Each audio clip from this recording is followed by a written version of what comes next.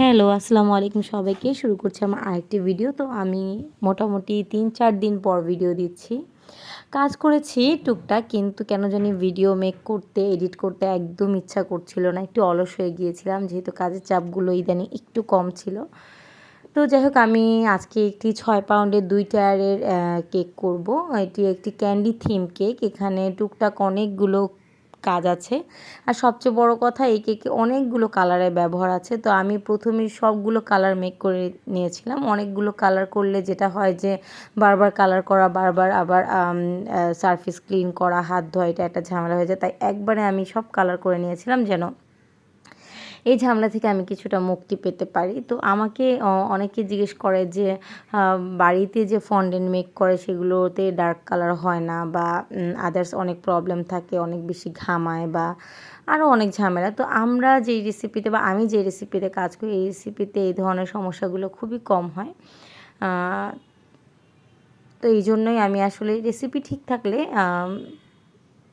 কাজ করাটা অনেক সহজ। তো এটা যদি খেয়াল থাকে তাহলে আসলে সব ঠিকঠাক হয়ে যাবে। আর অনেকে আমাকে বলে যে রেসিপিগুলো প্রোভাইড করতে। আসলে রেসিপি প্রোভাইড করা এভাবে পসিবল না। আমি খুব তাড়াতাড়ি কিছু ক্লাস নেব। অনেকে আমাকে ক্লাসের ব্যাপারে কোয়েরি করে। কিন্তু যেহেতু আমি অর্ডার নিয়ে বেশি ব্যস্ত থাকি, আমার রেগুলার আলহামদুলিল্লাহ অর্ডার থাকে, তো আমি আসলে ক্লাসের ওইরকম সময় দিতে পারি না। আর হুট করে একটা ক্লাস আমি নিতেও চাচ্ছি না। আমি নিজের কাজগুলোকে একটু গুছিয়ে সব কিছু একটু প্রিপেয়ার করে তারপরে ক্লাস নিতে চাচ্ছি। কিন্তু আমি এখন ক্লাসের কাজগুলোই করছি, একটু গুছিয়ে নিচ্ছি। ইনশাআল্লাহ খুব তাড়াতাড়ি আমি ক্লাসের ব্যাপারে কিছু আপডেট সবাইকে দিয়ে দিব। যারা এতদিন ধরে আমাকে ক্লাস করার ব্যাপারে রিকোয়েস্ট করছিল, তারা জেনে যাবে। আর আমি ক্লাসের যে প্রাইসটা নিব সেটা খুব রিজনেবলের মধ্যে থাকবে। ওরকম ওভার প্রাইস কিছু থাকবে না ইনশাআল্লাহ। আর আমি এটাই চেষ্টা করব।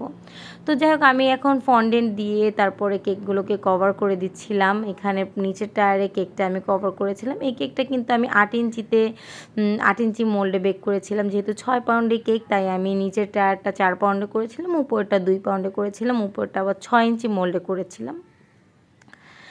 তো এই কেকটা আমি ভালো করে কভার করে তারপর কেকের যে সাইডে যে ফন্ডেন্টগুলো আছে এগুলো কিন্তু আমি কাট করে নিয়েছিলাম। এরপর আমি উপরে কেকটাও কভার করে দিব, এটাও ফন্ডেন্ট কভারই হবে।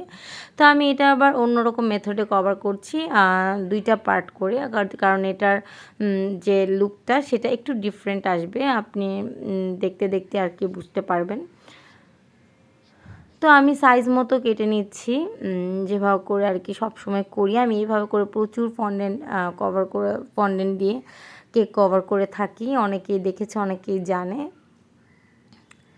তো আমি একটা পাশ দিয়ে এটা কেকের মধ্যে লাগিয়ে দিলাম, এবং কেকের সাথে যে ফন্ডেন্ট স্মুদার আছে সেটা দিয়েও চারপাশে একটু নিট করে নেওয়ার চেষ্টা করলাম, এবং ফন্ডেন্ট স্মুদার দিয়ে কেকের যে ব্যাক সাইড আছে সেটা কিছুটা ফিনিশিং করে নেওয়ার চেষ্টা করলাম।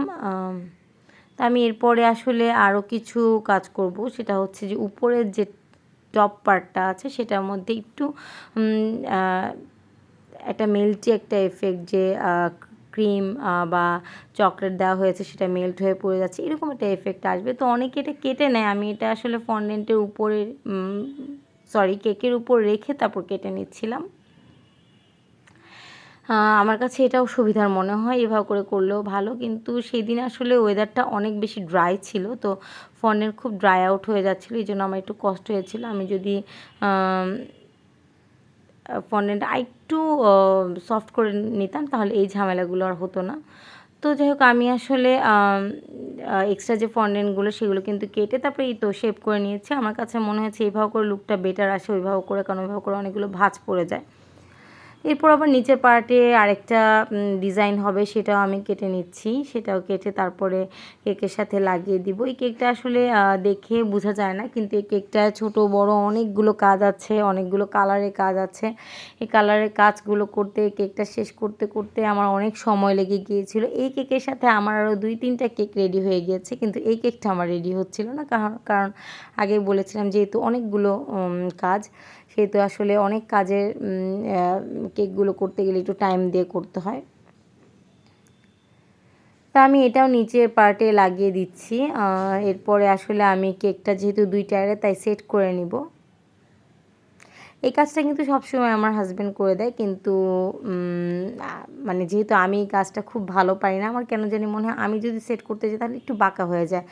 এই সমান ব্যাপারটা, এই জিনিসটা আমাকে দিয়ে একটু কম হয়, ঠিক আছে? তো আমি এই জন্য ওকে দিয়ে এই কাজটা করে, আমার মনে হয় ওর হাতে আরও বেশি পারফেক্ট হয়। বা হয়তো বা এটাও হতে পারে যে ও যেহেতু রেগুলার করে দিচ্ছে, তাই আসলে আমি ওর উপরই নির্ভরশীল হয়ে গেছি। যদিও ও বাসায় না থাকে তখন না আমিই করে নিই, কিন্তু থাকলে আমি আমার হাজব্যান্ডকে দিয়ে এই কাজটা করিয়ে নিই।